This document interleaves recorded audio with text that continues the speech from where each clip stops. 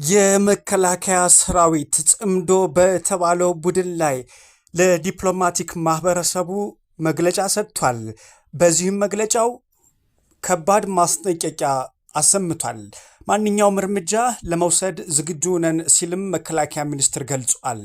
ቻይና የኢትዮጵያን የኒውክሌር ፕሮግራም ለማገዝ ፍላጎቷን ገልጻለች። ልጄን አፋልጉኝ የአባት ጩኸት በርትቷል። ሀገራችሁ ገብታችሁ ተከራከሩም ብላለች አሜሪካ። ዓለምን ስጋት ውስጥ የከተተው የአፋጣኝ ክትባቱ ማፈላለግ ጉዳይ በዜናችን ከያዝናቸው ዋና ዋና ዜናዎች መካከል ይገኝበታል። ሰላም ጤና ይስጥልን፣ እንደምን አላችሁ ውድ የኢትዮጵያ ድምፅ ተከታታዮች። የኢትዮጵያ ድምፅ ለግንቦት 15 ቀን 2018 ዓ.ም ያዘጋጃቸውን ዜናዎች ከዚህ ሰዓት ጀምሮ ወደ እናንተ የሚያደርስ ይሆናል።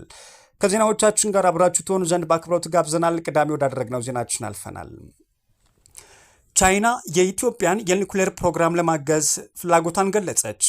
የቻይና አቶሚክ ኃይል ባለስልጣን የኢትዮጵያን የኒውክሌር ፕሮግራም በከፍተኛ ደረጃ ለማገዝ ያለውን ጽኑ ፍላጎት ገለጸ።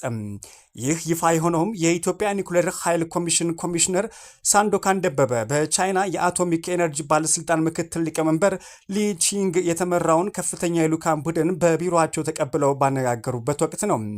ሁለቱ ወገኖች በኒውክሌር ዘርፍ ስትራቴጂካዊ ትብብር፣ በሰው ኃይል ልማትና ተቋማዊ አቅም ግንባታ ዙሪያ ፍሬያማ ውይይት አካሂደዋል።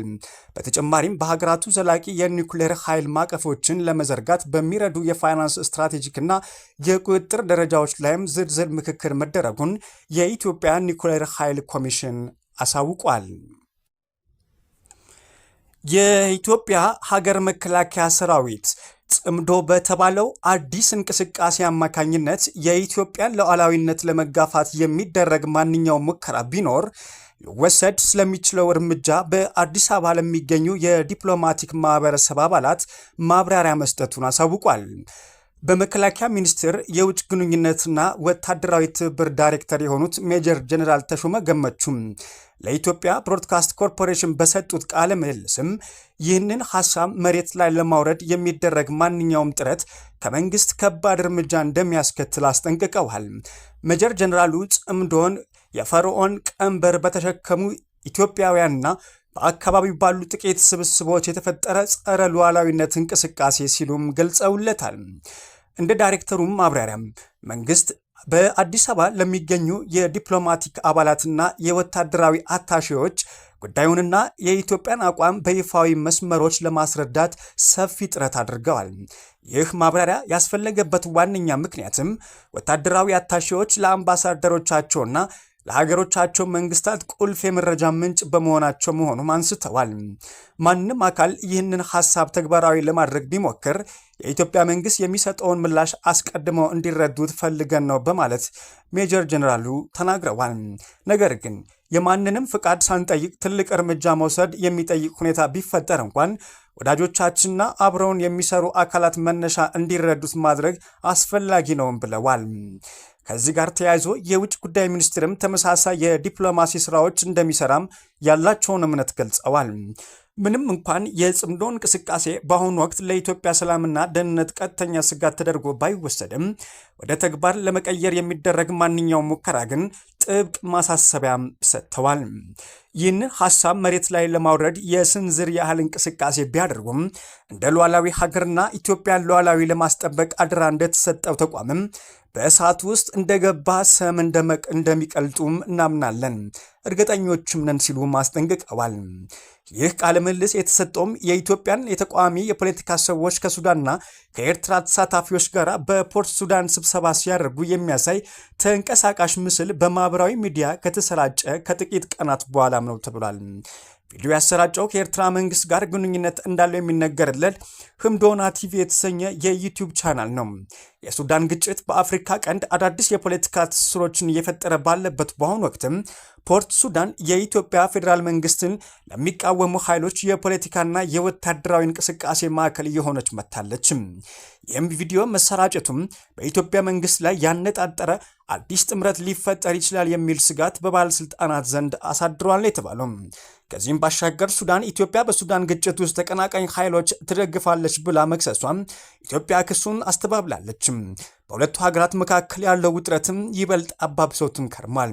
ጽምዶ የሚለው ቃል በህዝባዊ ወያኔ ሓርነት ትግራይ ወይም ህወሓት አመራሮችና በኤርትራ መንግስት መካከል አለ ስለሚባለው ግንኙነት በሚደረጉ ውይይቶች ላይ ብቅ ያለም ሲሆን እስካሁንም ድረስ ሁለቱም ወገኖች መደበኛ ጥምረት ወይም የፖለቲካዊ ስምምነት መኖሩን በይፋ አላረጋገጡም።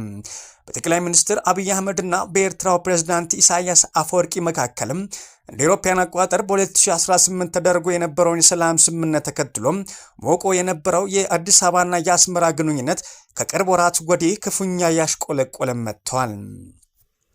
ቀጥለናል።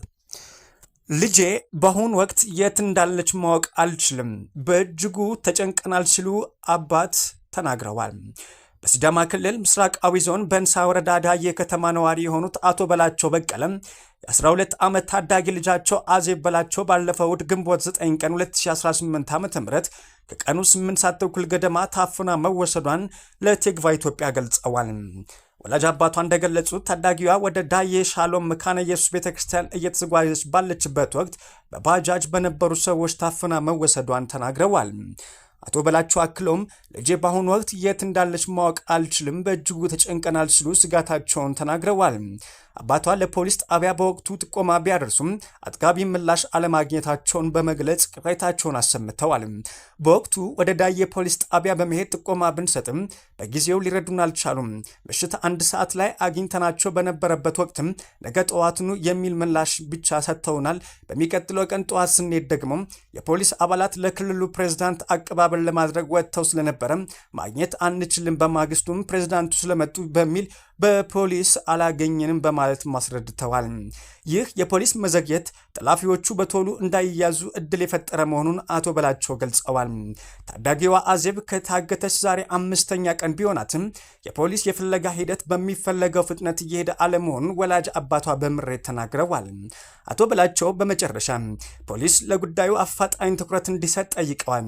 በተለይ በሴቶችና ህፃናት ጉዳይ ላይ ለሚሰሩ ተቋማት ጨምሮም መላው የኢትዮጵያ ህዝብ በህፃናት ላይ እየተፈጸመ ያለውን ይህ መሰል ጥቃት በመቃወም ከልጃቸው ጎን እንዲቆሙም ጥሪያቸውን አቅርበዋል። ወደ ውጭ ዜናዎቻችን አልፈናል። የፌስቡክ ባለቤት ሜታ 8000 ሰራተኞችን አባረረም። ሜታ ኩባንያ ይበልጥ በሰው ሰራሽ አስተውሎት ወይም ኤአይ ላይ ትኩረት እንዲያደርግ ለማስቻልም በያዘው ትልቅ መዋቅራዊ ለውጥ ወደ 8000 የሚጠጉ ሰራተኞች ማባረሩን ዘግቧል። የኩባንያው አጠቃላይ ዓለም አቀፍ የሥራ ኃይል 10 በመቶ ያህል የሚነካው ይህ የሥራ ስንብት የወጣው ዋና ሥራ አስፈጻሚ ማርክ ዙከርበርግ በኤአይ ቴክኖሎጂ ላይ ከፍተኛ ኢንቨስትመንት ለማድረግ በመወሰኑ መሆኑን ጠቁመዋል። ከዚህም በተጨማሪ ኩባንያው በሺዎች የሚቆጠሩ ሰራተኞችን ከነበሩበት የሥራ መደብ በማንሳትም ከኤአይ ጋር በተያያዙ ፕሮጀክቶች ላይ እንዲመደቡም አድርገዋል። ስለ ስራ ዋስትና፣ በስራ ቦታ ላይ ስላለው የመረጃ አጠቃቀምና በኩባንያ ውስጥ እያደገ ስለመጣው የኤአይ ሚናም ከፍተኛ ስጋት እንደደቀነም መረጃዎች አስነብበዋል። የትራምፕ ሴት ልጅን ለመግደል ያሴረው ኢራቃዊ ታወቀ። ከኒውዮርክ ፖስት በተገኘው መረጃ መሰረትም በኢራን አብዮታዊ ዘብ ስልጠና የወሰደው የ32 ዓመቱ ኢራቃዊ መሐመድ ባቄር ሳኢድ ዳውድ አልሳኢድ የተባለ ተጠርጣሪ የትራምፕ ሴት ልጅ የሆነችውን ኢቫንካ ትራምፕን ለመግደል አቅዶ እንደነበረም ተገልጧል። የግድያ ሙከራ እቅድ የተጠነሰሰውም ከ6 ዓመታት በፊት በአሜሪካ የድሮን ጥቃት የተገደሉትን የኢራን ወታደራዊ መሪ ቃሲም ሱሌይማን ለመበቀል እንደሆነም ታውቋል። ተጠርጣሪው በቅርቡ በቱርክ ተይዞ ለአሜሪካ ተላልፎ የተሰጠም ሲሆን በቁጥጥር ስር ከዋለ በኋላም ኢቫንካ ትራምፕ የፍሎሪዳ መኖሪያ ቤት ፕላን ይዞ መገኘቱና እሷን ለመግደል ዝቶ እንደነበረ ባለስልጣናቱ ይፋ አድርገዋል። አልሳይድ በኤክስ ገጹ ላይ የኢቫንካና የባለቤቷ ጃሬድ ኩሽነር መኖሪያ አካባቢ የሚያሳይ ካርታ በመልቀቅም የአሜሪካ የደህንነት ኃይል ሊጠብቃቸው እንደማይችልና በቀል የጊዜ ጉዳይ ብቻ እንደሆነ በሚገልጽ ማስጠንቀቂያ በአረብኛ ቋንቋ አስተላልፈው ነበረም ተብሏል። የቀድሞ የዋሽንግተን የኢራቅ ኤምባሲ ወታደራዊ አታሼ ምክትል ኢትፋንድ ቃምባር እንደገለጹትም ተጠርጣሪው የትራምፕን ቤት ለማውደም የኢቫንካ ሕይወት ማጥፋት እንዳለባቸው በግልጽ ይናገር ነበረም ብለዋል። በአሁኑ ወቅትም ግለሰቡ በአውሮፓና በአሜሪካ ውስጥ በፈጸማቸውና በሞከራቸው 18 የተለያዩ የሽብር ጥቃቶች ምክንያትም በአምስተርዳም፣ በለንደን፣ በቶሮንቶና በቤልጅየም የሚገኙ የአሜሪካና የአይሁድ ተቋማትን ጨምሮ በአሜሪካ ፍትህ ምስር ቤትም ክስ ተመስርቶበታል ነው የተባለው። ከኢራን ጋር ግንኙነት አላቸው ከሚባሉ አካላት በኢቫንካ ትራምፕ የግድያ ዛቻ ሊሰነዘር ይህ የመጀመሪያ አይደለም። ባለፈው ወር ሐራካት አልሳብ አልያሚያ ወይም አልኢስላሚያ የተባለውና የኢራን ግንባር ቀደም ወኪል እንደሆነ የሚጠረጠረው ቡድንም አሜሪካውያን ፕሬዝዳንት ትራምፕ እንዲገሉ ጥሪ ማቅረቡን ኢቫንካ ትራምፕ ለመግደል ተቃርቦ እንደነበረ መግለጹም የሚታወስ ነው። የሳይንስ ሊቃውንት ለአዲሱ የኢቦላ ዝርያ አፋጣኝ ክትባት እያዘጋጁ መሆኑን ገለጹ። ይህም በዓለም አቀፍ ደረጃም ስጋት ደቅኗል። በኦክስፎርድ ዩኒቨርሲቲ የሚገኙ ተመራማሪዎች በአዲሱና ገዳዩ የኢቦላ ዝርያ ላይ መከላከያ ሊሆን የሚችል አዲስ ክትባት በጥቂት ወራት ውስጥ ለክሊኒካዊ ሙከራ ዝግጁ ለማድረግ ከፍተኛ ፍጥነት እየሰሩ መሆኑን አሳውቀዋል። ውድ የኢትዮጵያ ድምፅ ተከላካዮች፣ የኢትዮጵያ ድምፅ ለግንቦት 15 ቀን 2018 ያዘጋጃቸውን ዜናዎች እነኝን ይመስላሉ። አብራችሁን ስለነበራችሁም ከልብ እናመሰግናለን። ሰላምን ተመኘን።